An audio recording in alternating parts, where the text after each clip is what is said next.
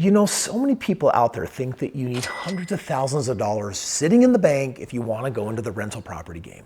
They scroll through Instagram, they see these perfect little houses, and they immediately think, oh, there's no way that I could ever do that. And I get it, it feels intimidating.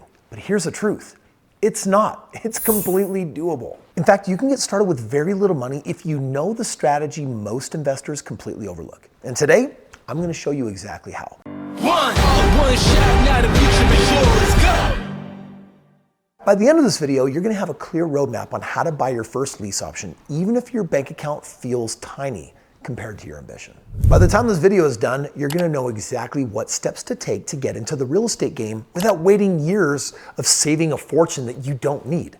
I'm going to break it all down in 3 easy steps. And I'm going to show you how to find the money creatively, how to structure those deals so that you can control the property with minimal cash, and then I'm going to show you how to avoid all the traps that most beginners fall into. And here's something special for you. I created a free infographic with all of today's training put into one image that maps out every one of these 3 steps visually. You can print it out, pin it on your wall, save it on your phone, and you can use it as a blueprint and a guide to take action on what you're about to learn. Step 1, find your hidden assets. Start with the hidden stuff that you're already sitting on.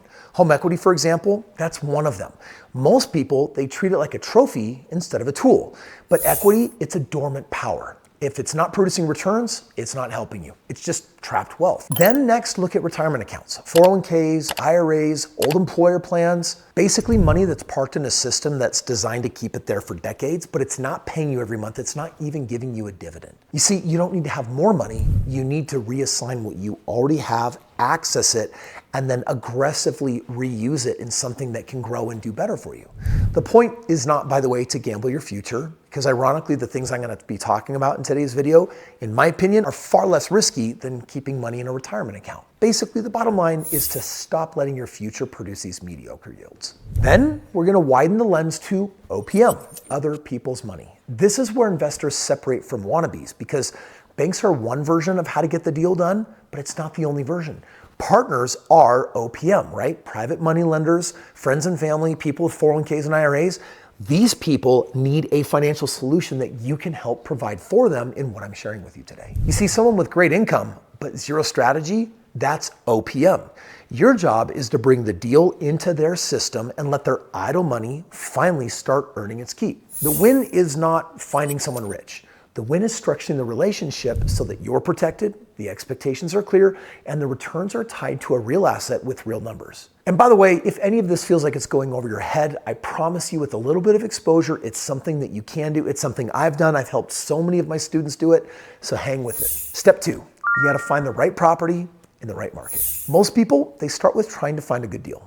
And I start with finding the right market. You see, there are over 300 different real estate markets in the United States, and they're definitely not all equal. You want a market where population is growing, jobs are being created, and where rents have real demand behind them.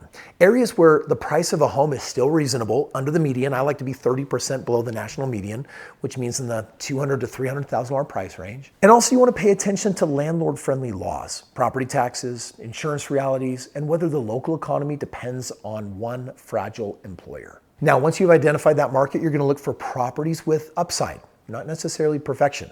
Remember, you're not going to live in this thing. It's not your house. You don't need to be in love with the vibe of the house. This is not an emotional thing. This is a numbers game.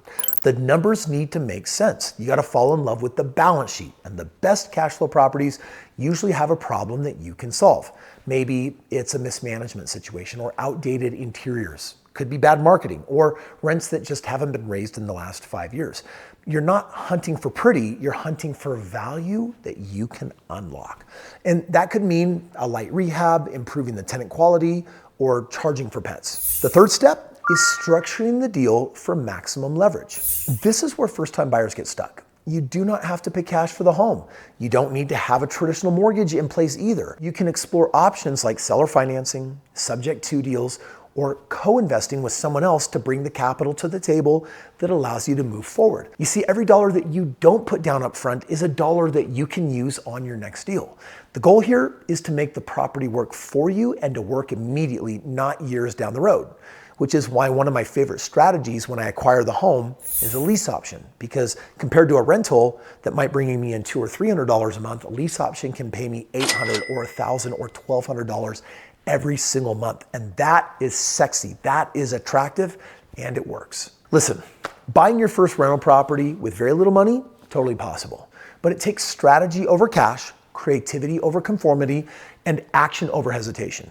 Use the steps that I've shared, start small, scale smart, and most importantly, don't forget to grab your free copy of the infographic. It's a visual map of everything that we covered today to remind you of the steps so that you can start building your roadmap to wealth right now. All you have to do is click the link in the description, and trust me, you're gonna want this blueprint because of all of the blueprints I'm giving away. This one gives you your step-by-step path, your first leap into real estate.